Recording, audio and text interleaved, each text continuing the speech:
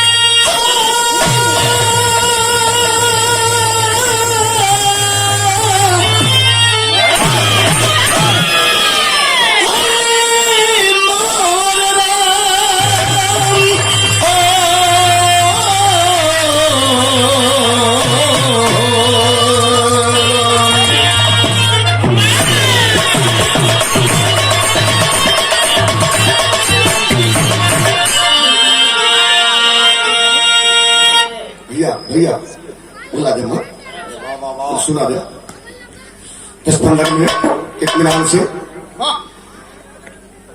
4 line भूमिका में भाव है। शरे प्रसंग कन्यादान का। आज के कन्यादान में, आज के विवाह शादी में और तब के विवाह शादी में बड़ा अंतर है बाबूजी। तब का रहा अब का हो, तभी से गौर करी है। 4 लाइन भूमिका में भाव है। कैसे मास्टर?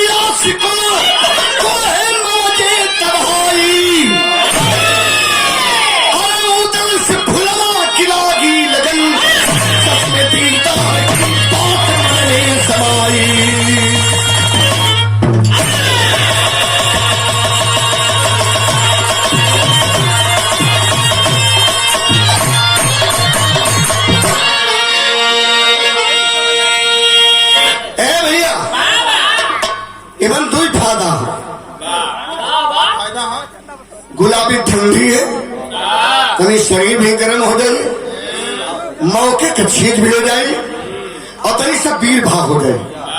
ये बजरंगी भी रहा। ए भैया कलिंगर नगरी मोहबा, कलिंगर नगरी मोहबा में वीर उदल जब जवानी का तहरीर पर कदम धैले, तनी सुंदर ये तनी सुंदर ये तनी सुंदर जवानी में शोहरत हो गई। वीर उदल के वीरता और सुंदरता का, उनके शरीर का गठन बनावट बड़ी खूबसूरत रहो। उधर तलवार पर पानी रहे। वही जमाने में मोरंगड़ के राजा मकरंदी की बिटिया फूलवा, हाय हाय रे फूलवा, ये भैया चले तो नूर बरसे। वीर उदल के सुंदरता का शोहरत, वीरता का शोहरत मोरंगढ़ तक, अब फुलवा के सुंदरता का शोहरत कलिंगर नगरी मोहबा तक। तो फुलवा सोचे कि उदल से मिली, उदल सोचे कि मिलन के याद दोनों लगल हो। फिर हम कहीं कव्वाली लगल मास्टर। कौन कव्वाली ला? आओ क्या बात है।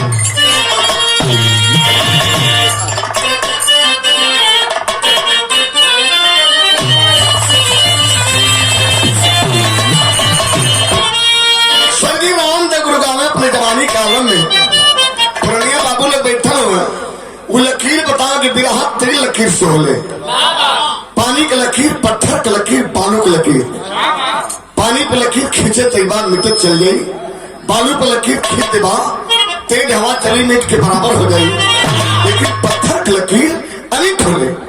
तो गाँव में बतावे कौन कौन वाली बात।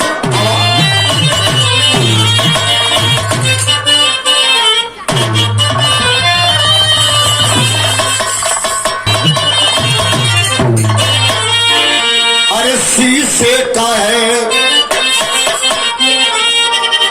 भैया भैया भैया तक से बेसवा कौन कर। अरे शीशे का है दरवाजा,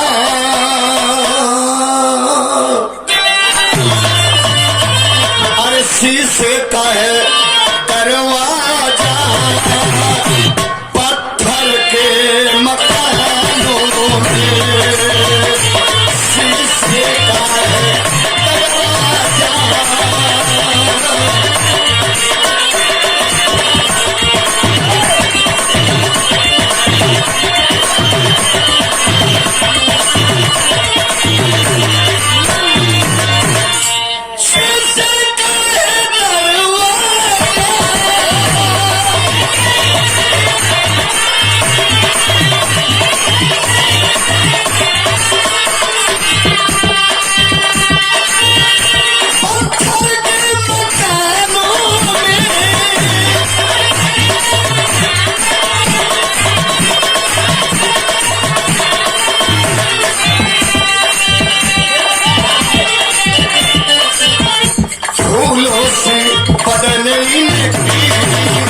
काटे हैं जुबानों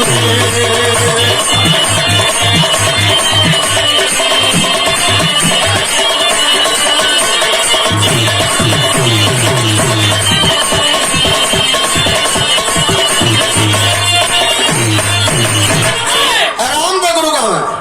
आज एक बुल्लू गुरु का पानी आवा 12 दशक लड़ाई के गाँव है। क्या गाँव है? अरे एक बात मोरी सजनी, अरे एक बात मोरी सजनी, गठियाला चुनरिया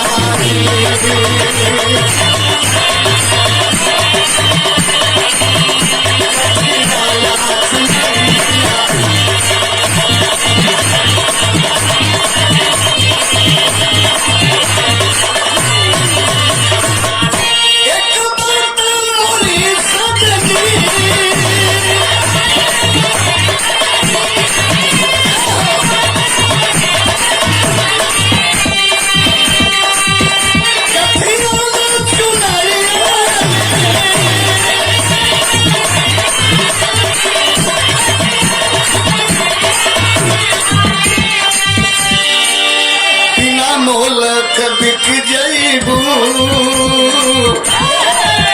बिना मोलक बिक जईबू, माया के बतिया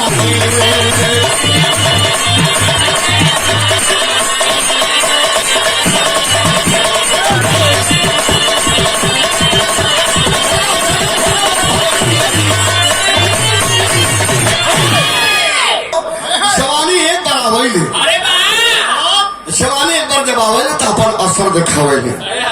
जब जवानी चढ़ाइले तो चोकरा चढ़ाइले। अरे ही कथा के बुझा था जिसे बकरी लेके चलत हुआ फैसला लेकर शिवरा मरदवा दिराम बड़ी भी जो लाइन कैसे माटर आवा।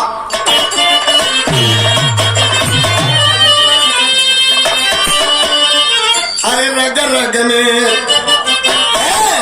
रग रग में नशा होता, लोहू का जवानी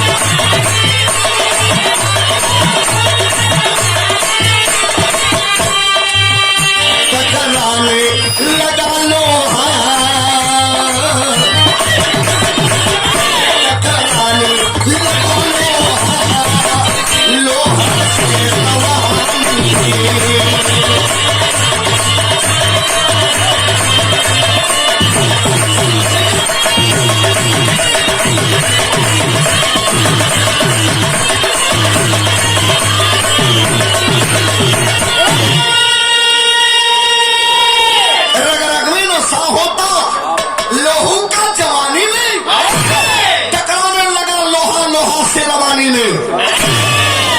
ए भैया सवेरे का टाइम हो,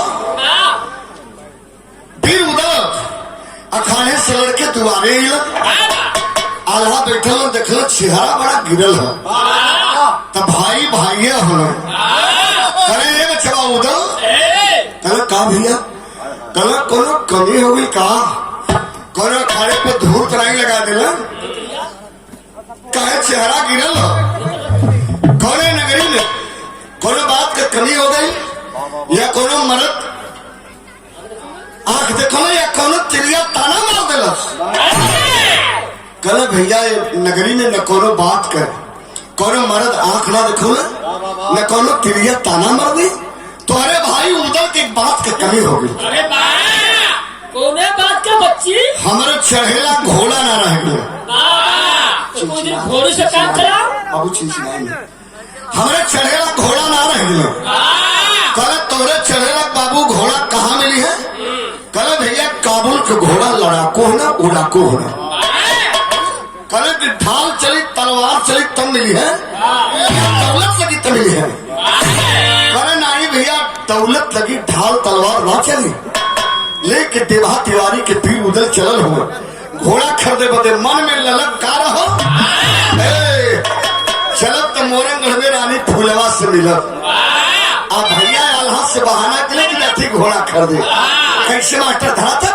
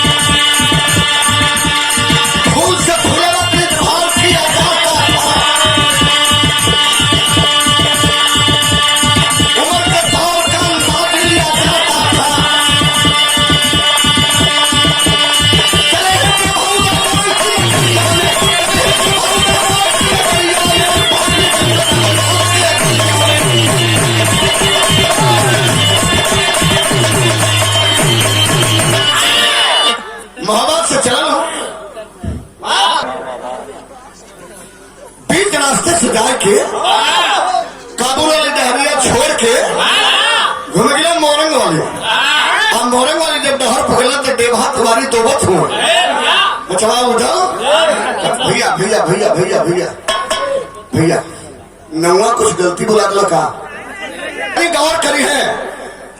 पहुंच गया मोरंगढ़ में राजा मकरंदी के बाग लगल हो, वही बाग में जाकर वीर उदल देवा तिवारी बैठे हैं, चांदनी रात टहटा टहटा करत रहो, चौड़े बाग में से फूल तोड़ के जाए तो रानी फूलवा फूलवा से तौला ए भैया जब बैठल हुआ सवेरा के पहल तो बाग में आयल के तर्ज बदल गई। कौन गीत मुन्ना देखा पहाड़ी गीत है, सोनभद्र जिला और छत्तीसगढ़ के बॉर्डर पर गावल जावे, वहां के मैदान तले के उठा के गावली का उठा ले गावली हो, गीतिया उठा के गावली तब कैसे अरे पियावा ए भैया पियावा मिला ला ला ला मुनवा बोले के सपना में नाम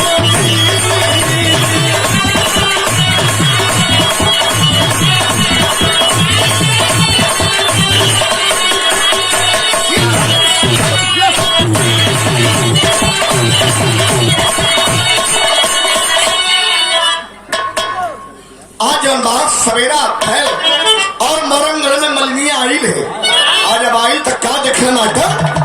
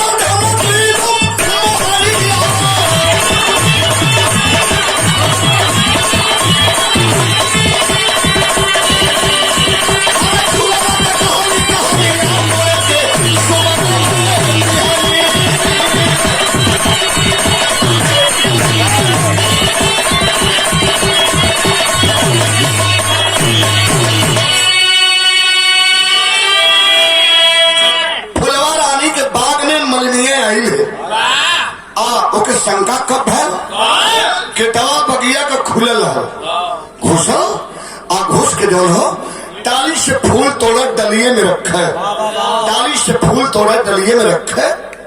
हाथ दिखाओ पर तो तेल लड़करो लगे। आज जब तारीफ करिए तो राजाओं की एकदम टाइट कर दिए, थोड़ा सा कट। अब तक पिस्टल चले थे और राइफल चले थे, पहले गड़ासा चले भलुआ।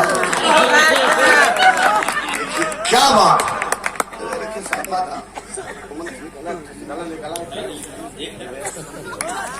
आप ताली बजाओ। देखा बनारस में सरदार कहा गया, यह है रामू सरदार। आपके मोच के भी हम जौन बा ये पुष्पहार और सफा बांध के आपका सम्मान करते हैं।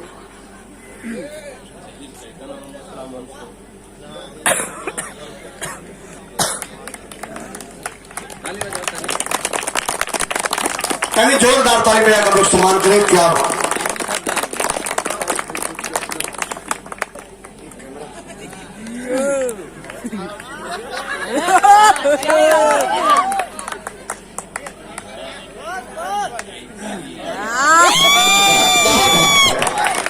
देखा ये कहली ना कि मोछ वाला मर्द की पानीदार बरफ।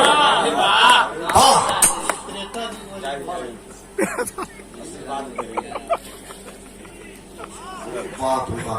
अंतर्राष्ट्रीय पहलवान ऐतिहासिक पुरुष सियाराम पहलवान ने दुरा कहकर विधा बोले ही।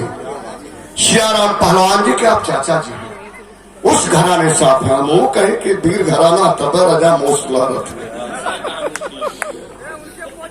क्या तो डाली से फूल तोड़े डलिए में रखे, डाली से तोड़े दलिए में रखे, डाली से तोड़े डलिए में रखे।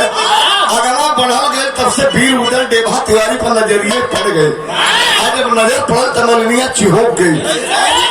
अरे मोरी बहिनी रे बहिनी, कौन हुआ रे मुसर चंडवा, ये मन कैसे रे, कैसे लाचो, कौन हुआ रे? वीर उधर कल गुरु कल, हाँ कल कौन है, बड़ा छलगत है। कल बचाई है मलिनिया है, एकर मुंह बंद कर देगा कुल काम यही से बन जाये। कर का करी फिफिया के पटक के चढ़ जाए का नहीं बतावा। जौन घोड़ा खरीदे बदे मोतिया मोहबा ले होगा तो चार फेंक देकर मुंह बंद हो जाए। फिर उधर डलने झोली में हाथ मलनिया को सरके लगना, मोर भौजी मोर भौजी मोर भौजी। कला रे तो गला कौने नाते भौजी रे, कैसन भौजी। और तब से फेंकी देते हैं ना मोती मोहबा वाली परल मलनिया के चरा में बाबू। आज जब मोहबा का मोती मलनिया देखल तो बाबू के मुहे में पानी आ गई, मोहाई गई। चुप रहा मर्दवा, मोहाई गई।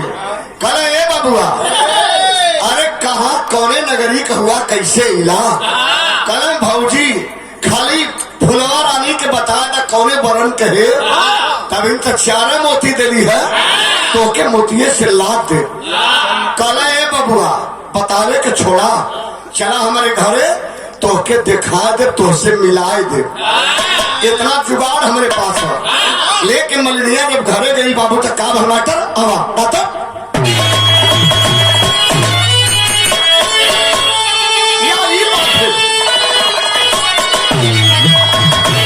घबरा गई।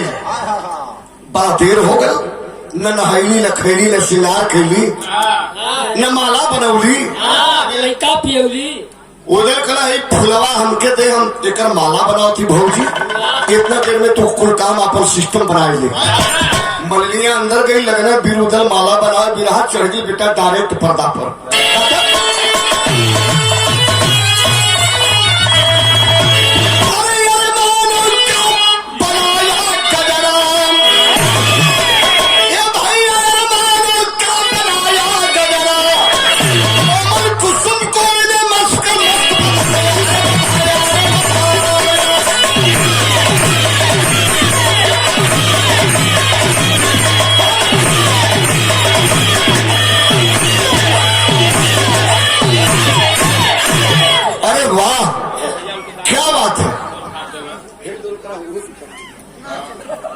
दारू का रेट जरूरत हुआ का कभी हुआ नहीं, बहुत बुरा कहते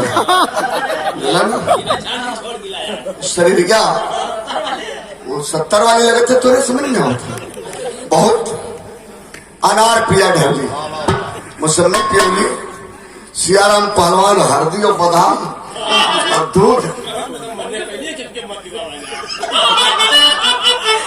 भैया अरमानों का बनाया गजरा, कोमल कुसुम कोण में मधुकर मस्त पधाया, सजाए के गजरा बनाए के वही डलिया में खनम मलिनिया छनमन छनमन कैले आई।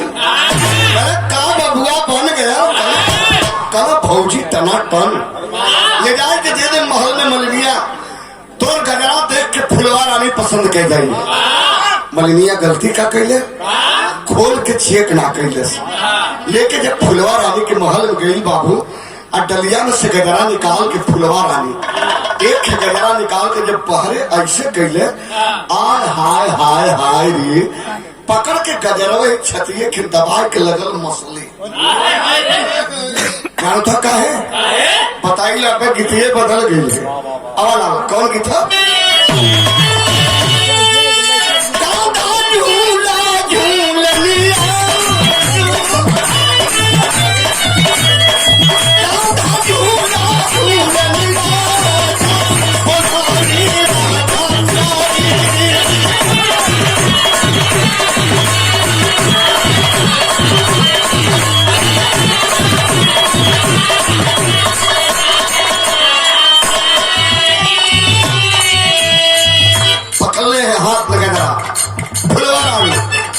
मलिनिया से सवाल करने ही लगा दे। क्या सवाल किए बाबू? माला कौन बनाई,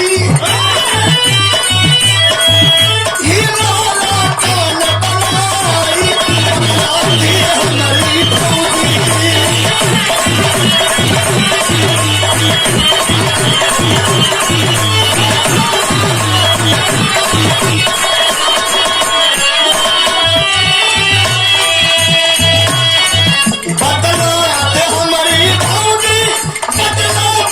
हमारी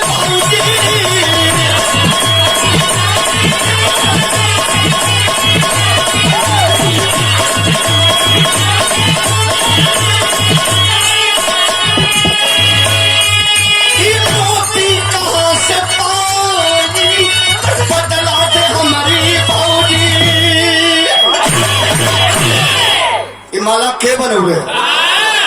फुलवा पूछा थे कि माला के बनौले है? मलिनिया के लोग बहुत झक्कल हो का, हमारे घर दूसर के बात के बनाई, हम ही बनौले हैं। फुलवा रहने के लिए मान गली तो ही बनौले है, जिंदगी में तो ही बनाए के लिए आवेगी।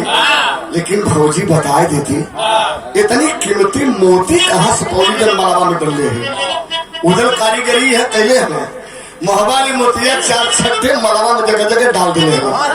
मोतिये पर तब फुलवा मुहार के लेकर मसले मलवे के फेराम पड़ा।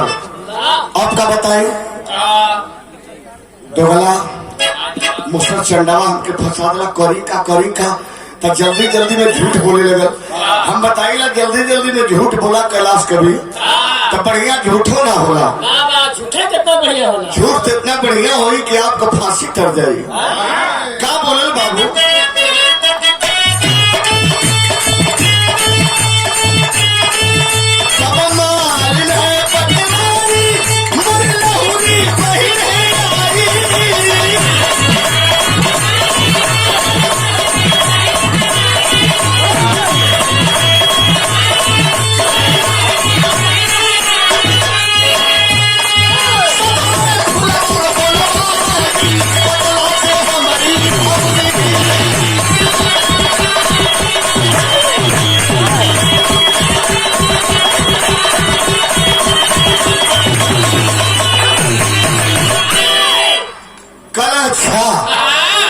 नंदो हम छिपावत रहिए, बताई ना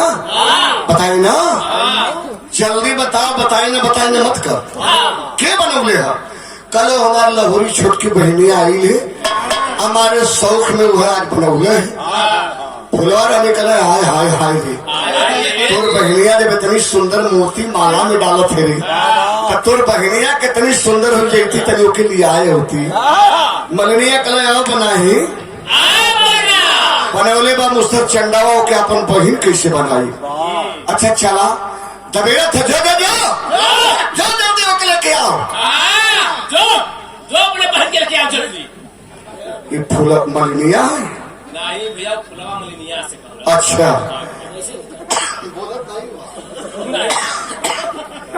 मलनिया गई भीड़ उधर वही द्वारे पर खड़ा रहला एक हाथ केवाड़ी के पाला बधल के आ एक हाथ हुई रामू सरदार ने मोछ एकदम भाजत हल ऐसे राजा मोती भिलोले माला में मलनिया छनगत आवत है।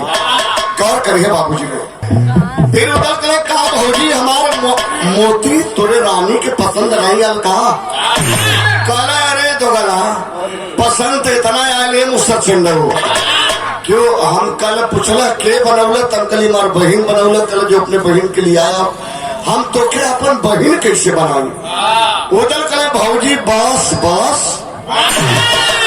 अरे जौने रोगिया भावे वह वही बतावे रे एक साया पहना एक साड़ी पहना ब्लाउज पहना दे मेहरारू भैले मलनिया कल अच्छा साया पहना दे साड़ी पहना दे ये 1.5 गज के छाती में ब्लाउज का नंबर का लगी वो बेलबेट वाली वो जमाने में बेलबेट चलता चुप रहा मर्दवा अभी में का भल फिर उधर करा ना एक ब्लाउज आटा अगर हमारे छाती में तो 2 ठे ब्लाउज डाल दे क्लियर से डाल दे पिछवा सी दे मलनिया कर ब्लाउज तो 2 ठे डाल दे भाई 2 अक्टूबर कैसे 2 ठे बनाई कल अरे एक टेंशन में का है तुझे की पुअरा लुड़िया के दे हम धोले कोनो आए की उठोई ले लगाई और मतलब एकदम छछैले हुआ का बनाई के श्रृंगार नकली श्रृंगार पटार करके लेके मलनिया से पीर उधल के चलल आगे आगे मलनिया पीछे पीछे उधल वो छमकौगा साड़ी छमकौगा पायल पहना के जब लेके चलल तब बात विराह में वो लिखल गई स्वर्गीय राम द गुरुगांव है कोनो गीत हमारे समझ में आओ सुशील कवि को नहीं के लिए बनौले नहीं दुल्ही रहल है दुल्हा रहल सुहाग रात के समय रहल कोठरिया में दुल्हावा हड़ाक से कूद गल दुल्हनिया गनगना के खड़ी हो गई बड़ा तेज कुद्दत बरे भाई ऐसा आता आवाज चलो तो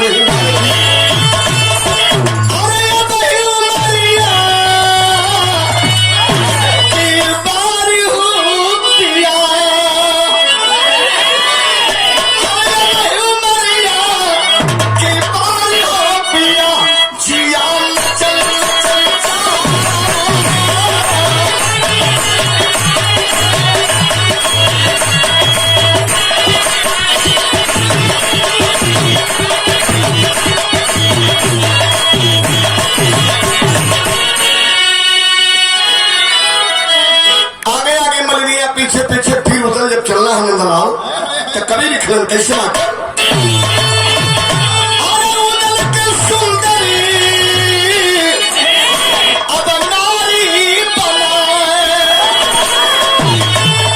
सरदार मोक्ष वाले चाचा जी के चरणन में नमन प्रणाम क्या बात है सुंदरी नारी बनाए चली भौजी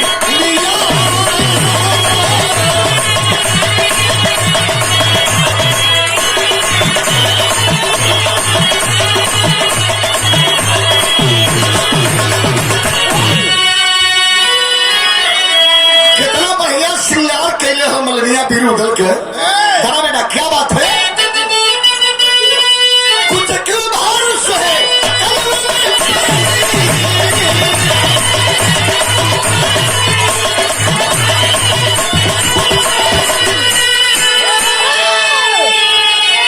मथुरा में बिजली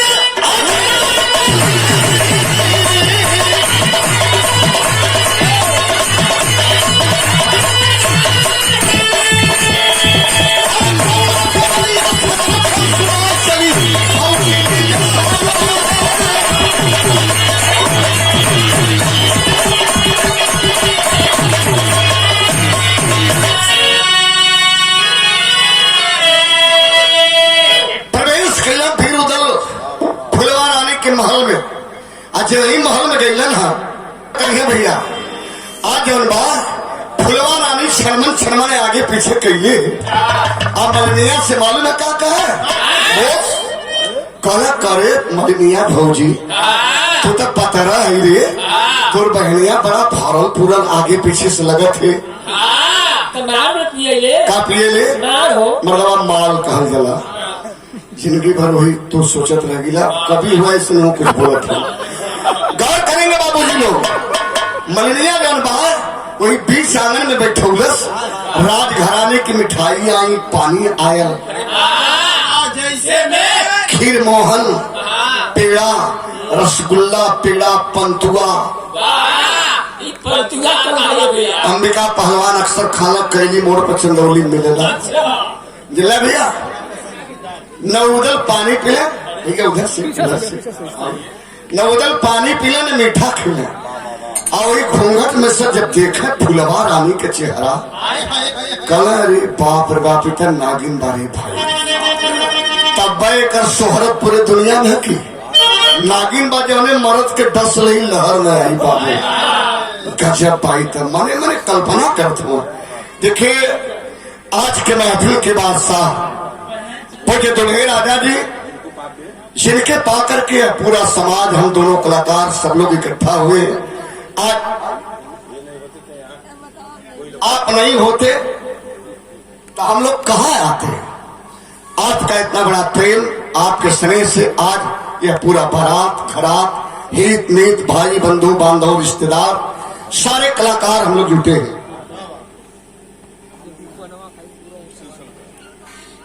देखिए शिव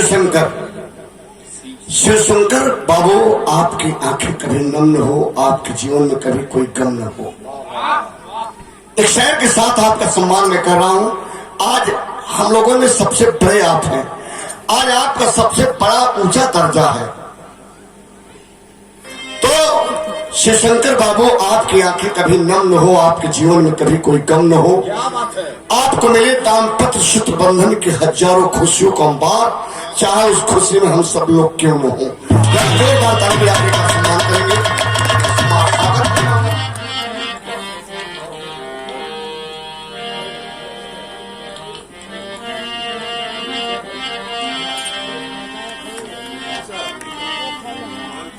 देखा भैया सुशील कवि जी कैमरे में कैच कीजिएगा हमारे भेज दीजिएगा मैं आपसे भेज दूंगा एक यादगार रहेगा अच्छा वीडियो रिकॉर्डिंग में अगर होगा तो लोग समझेंगे कि राम जन्म जो गा रहा है बड़ा भाई है जो दुल्हे राजा है छोटा भाई है हमारा आपका रंग करीब करीब मिलता जुलता है हल्का भाई भाई है क्या बात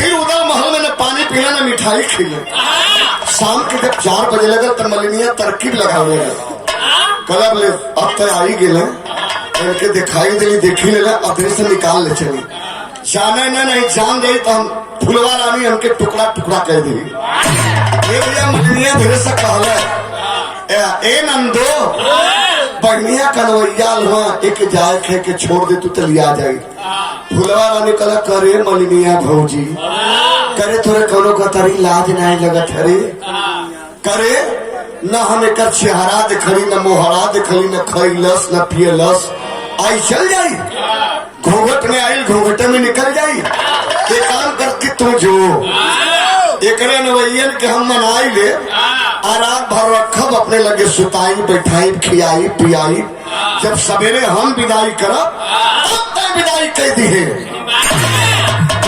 कला बनाही तीनवा तो दूर दूर बीत कर रतिया के एक सेज पर जब हुई है दोनों तब जवानी चौकवासल इनकर कुल बंधन तोड़ देगी तब मलिनिया ना जानत बाकी बहनिया बाकी मुसर चंडा बाबा ये भैया मने मने सोचे थे जवानी चौकवासल इनकर कुल बंधन तोड़ी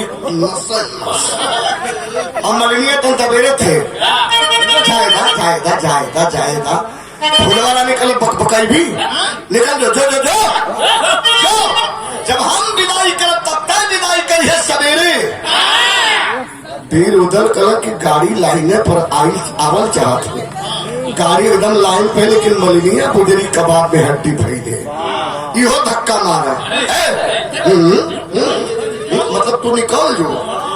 धक्का मार के मलिनिया के निकाल दे। कुल मलिनिया तो चल गई बाबू। घड़ी शाम के 7 बजे उले धैले फुलवा रानी कलाई भी उधर के कले मलिनिया के बहन हो तमार भौजिए लगू आवा हमारे में निवास में चला।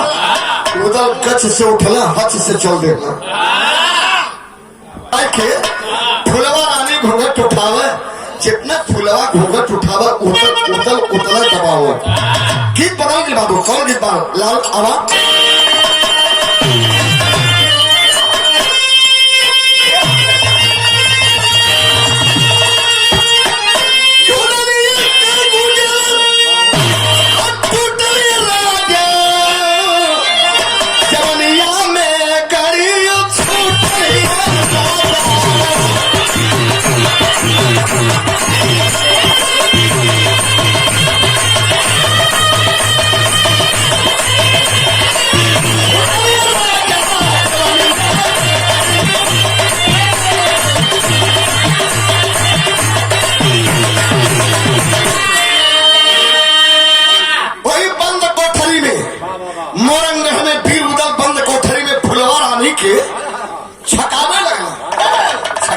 कैसे भाई के दबावे रहे उठावे भाई के दबावे जस उठावे तस दबावे। अब फुलवा रानी जब उदल का मुसुक बल्ला टोई को कला आए हो मोरी बहन। ई मलिनिया गुजरी कौनी चक्की कांटा खैले भाई को पूरा पत्थर पार रियाजी शरीर है गाय का। आप उदल के शरीर पर फुलवा के जब कोमल कोमल अंगूरी पर है बाबू तो उदल के देह का जितनी रोमा रहे कुल रोमा सन कह के एकदम टनटनात रहे। तब कहला फुलवा रानी का कहे बाबू आवाज।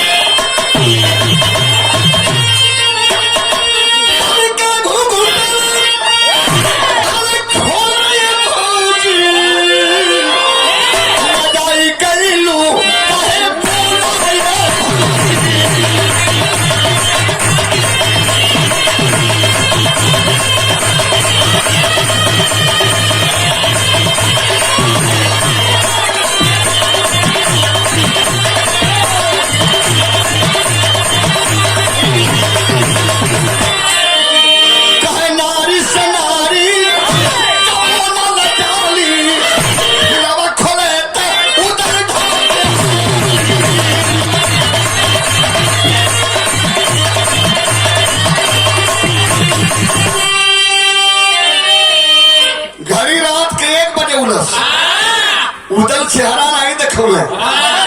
ए भैया कल कैलू बड़ी त्रिया चरित्र नारी तो हो नारी हम हो चेहरा ना देखौलू ते काम करा कि आवाज सूता आवा बेड पर। ए भैया अब तो उदल के जड़ी परी अभी नौरा बैठल ने अब पकड़ कोई बेड पर जब ले गई थे तब वो डल्लप का मखमली बेड रहो। फुलवा एक करोटे उदल एक करोटे जो ही करोट होके पेड़ पर गईलन है गच से धस गिना 1.5 हाथ नीचे दोनों गोड़ ऊपर हो गए। चुप रहा मरदवा 10 गिना पेड़ पर पिछाड़ी दोनों सटे लगल।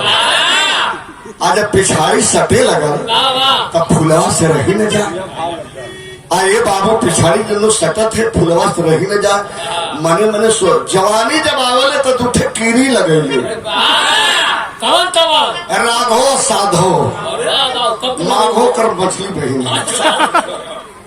साधो में साधल करी राघो रहे न ते बेचैन कैले रही। ए भैया अब उससे रही न जाए। कल ये भौजी तेरे से बताइगू का पूछे थे मास्टर दिल आता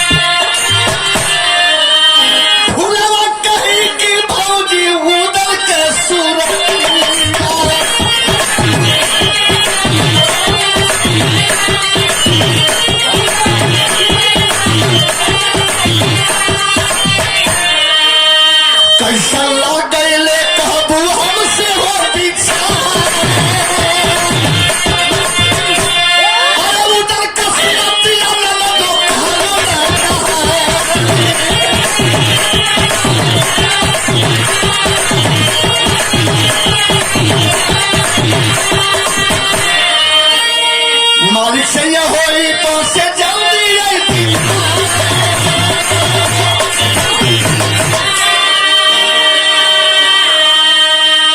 अब बात बिरहा में बच गई। ए भैया शेज कहे जवाने मर्द जवाने मेहरारू दोनों के पिठा सटत हो। फुलवा का चेहरा ओहर उदल के चेहरा यह। अब फुलवा से रह लगल तो पूछला कि ए भौजी एगो बात बताइबू, ए भौजी एगो बात बताइबू। ता इतना बता दे तू कि तोहर ससुराल कहाँ जब सवेरवा मलावा मोतिया कर ले लू वह मोतिया करे जवे के चीर देलस। कहाँ ससुराल था उदल के तब बोलही की परी उदल मैना के बोली में वही रजाई में मुंह दबाई के मालूम कैसे बोलना। ए नंदो बताई ना, ए नंदो बताई ना हमार ससुराल महोबा हो। कहा महोबा महोबा? अरे मलिनिया भौजी के बहिनिया आय हाय हाय रे। महोबे के सुनला वीर उदल हो मर्दन में मर्द हुए उनके वीरता का चर्चा चौतीसी में हो। उदल के जाने ली मने मने उदल कथो के हम ही करे बदे नहू परेशान इहो हमारे बदे परेशान है। अच्छा ठीक है आगे दोनों लगल है देखा का होला। ये भैया सेठ पर रात के बात होती जाने के जब बात पूछल कि उदल के जाने ली तो उदल मुहुआ दबा के तो हाँ ये नंदो जानीला रिश्ता में हमार देवर लगल हमार वरवानी उनकर वरवानी चुवाले मालिक चाहिए तो जल्दी भेंट मतलब जल्दी दीदार जल्दी भेंट दीदार हुई। अरे पंचो भेड़ दीदार का नाम सुनता लगल हो फुलवा के बदन में आगी हो रहा का वो करवटे गज से घूम गई ले करवटे बिहार घुमल उठा के बाजू वही पीर उदल के छाती पर पिटलस और पीट के यहाँ ले जाए कहीं नाभि पर लगर रगड़े उदल कल आए हो बाबू बड़ा थे पीटे था दुबे रौरों ने पीटे नहीं पुगरवा कलुंडवा सरवा पूरे सिवन के नीचे और रगड़ा थे नभिये पर निचवा ने हथवा तनिसा सरकार ने ट्रांसफार्मरवा का खम हो जाए काटा 280 के ऊपर चढ़ा रहा ये भैया एक कदर उतलो यहाँ से घूमना और घूम के गत से भरला जब तोलत ना दिलावा से लड़ीला लड़ाई में तो देना धैला चुप रहा यार। ए भैया घूमना तब से फुलवा सड़क के गच से बेट के नीचे चल गई। आज जब बेट के नीचे गई तो वैसे हाफ है जैसे घामे में जर्सी गाय के बांधा हाफ है हाफत है चिल्लात है कहत है कि मेहरारू नो मेहरा कौन है दौड़ा भैया वहाँ बड़की मारी दौड़त है। अच्छा ये भैया गनगन कापत बा थर कापत तो गलाऊ तो के अपने भाई से अगर टुकड़ा न करोली तो सब फुलवा में फर्क हो जाई तो क्या पता ना हो हमारे भाई का शर्त हो हमारे बहन का नाम है मरद भरी काट के करदन मरवा में कलसा धरी वह मरद हमारे बहन फुलवा का मांग भरी न टुकड़ा कटोरी तो के तसल फुलवा में फर्क हो जाए। जब 2-3 बार कहा तो उधर कर बेकार है वही कोठरी में फेंक के आनी साड़ी खोल के इसे सीना जब खराब हुई ना ताइठल राम जैसे केदली का खम्भा पाता कमर चाकर छाती चढ़ल गर्दन बुल्लर कपार मोछिया कसर हो पहलवान रामू सरदार ने तोहरे जैसा मर्दन के गर्दन पर धागा तो हरियर मुरई का सलाद बन गया। अरे बाप रे बाप थारदार जब देखल फुलवा पीर उदल के हाय हाय हाय रे निकलल बहरे आ निकल के बहरे एक टक देखते रह गई कल माफ कर दा क्षमा कर दा माफी दे दा हमारे मन का मीत हुआ ऐसे करे भैयो देता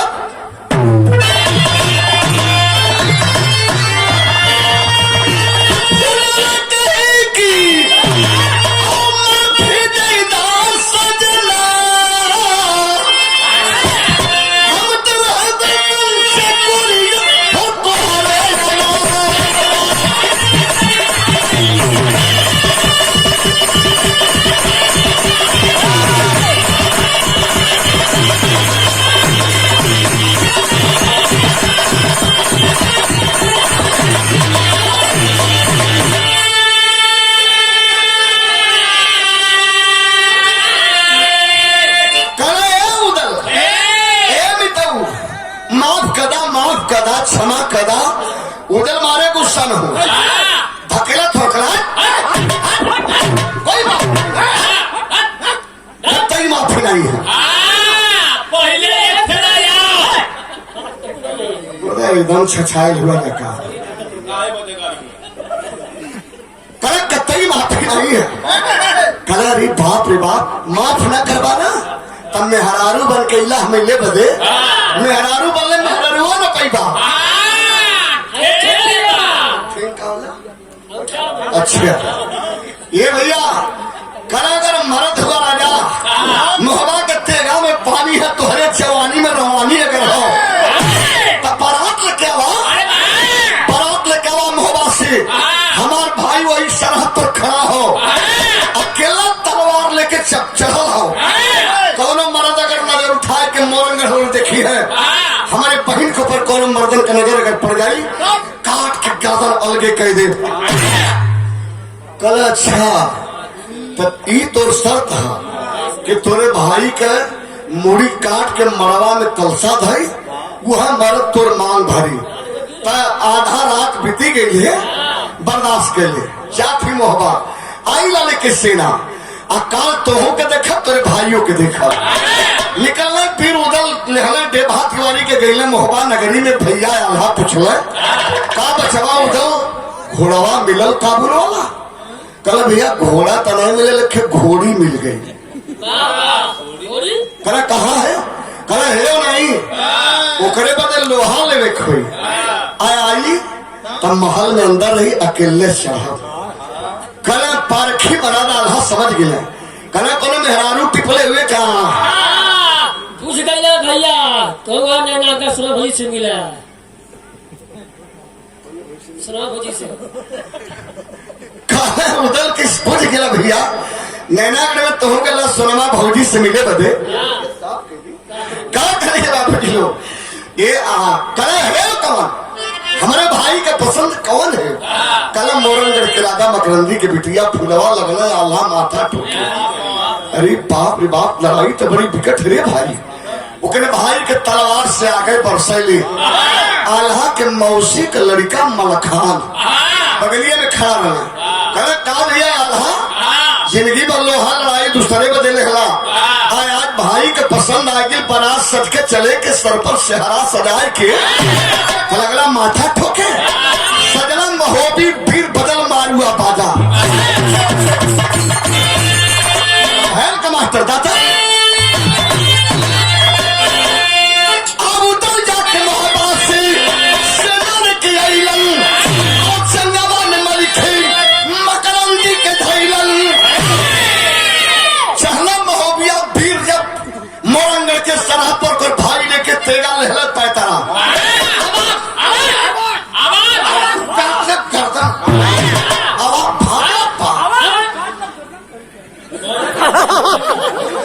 फुलवा का भाई सुनावा के बात हमके फुलवा भाई सुनावा पसंद लगा चमकार तलवार मोहबा वाला वीर लगल पीछे हटे मेहरारू लिए उदल गर्दन कठाई हनुमान का ये तो ना हो ये भाई उदल वही डोला में मोर पहले देखा तहले कहा का भैया मलखान ठगल जोर कहा खैर लगे तू पीछे भागे मोहबा वाला अरे उस सरवा किला होके खाली ढाल पर रोका ढाल पर तनी से अगर ठान लेवा होके नचाए के हम तलवार के गर्दन पर खड़ा कर दे चाकत छाती लंबी काया वीर मलखान चढ़ के जब ऐसे रोकना ढाल पर तब से वही टोला में फेंक के हरा से हरा वीर उधर लेके तलवार निकलने और नचाए के तेगा कर गर्दन पर ले जाके खड़ा कैले निहुरा देना कल हिलबे तो खींच दे कलसा बन जाए लगना ठोकर मार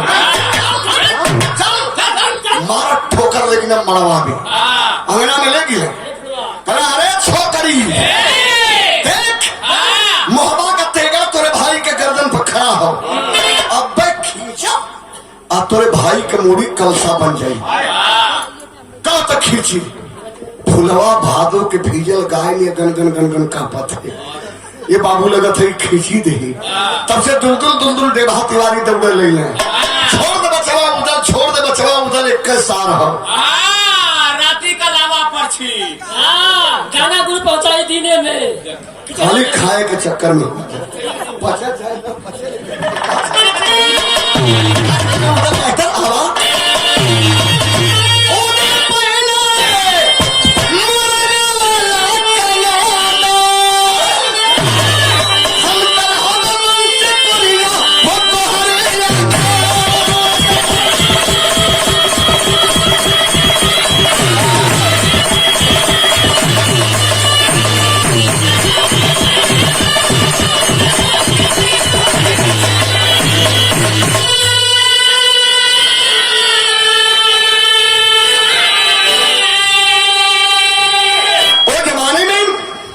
ऐसा भी ब्याह हो बड़े राजा के बुलावा कन्यादान दे भाई के छोड़ दे ही करना कदा लावा पुलिस दे कायदे से नहीं मोहबा वालन के जानत नहीं है लावा पर चल फुलवा के भाई बाप कन्यादान दे मंगल गीत गवाई मांगलिक फाजा बदल अलेक मोरंगढ़ से मोहबा में भी रही तो जमाने में पहले ही सौ ब्याह हो चाहे नगर पर लड़की तो शादी हुई तो हुई चाहे तेगा चली चाहे तलवार चली चाहे लोहा लगी तय बाबू रिश्ता सदा स्वर्ग में तय होता है यहाँ लाख लोग तोड़ल चाहे ना टूटी लाख लोग जोड़ल चाहे ना जुटी रिश्ता सदा स्वर्ग में ही तय होता है तो